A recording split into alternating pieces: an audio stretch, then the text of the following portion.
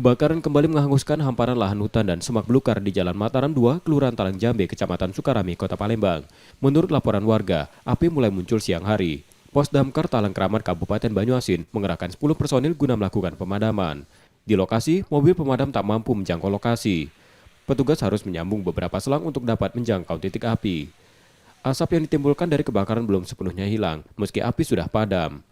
Belum diketahui luasan kebakaran serta penyebabnya. Namun kondisi semak belukar sangat kering sehingga sangat rentan terbakar. Kalau infonya baru 1 jam yang lalu. Dari info dari kota minta bantuan ke kita untuk bantu ke Talangjambe Mataram. Dari Damkar Banyuasin nggak? Damkar Banyuasin. Berapa personil kita turun? Ke 10 orang. Nah, kalau untuk kendala di lapangan ini sumber air Kenapa Kak, jauh atau gimana? jauh. Jadi kurang. Untuk selang gimana Kak? Cukup? Kalau selang cukup.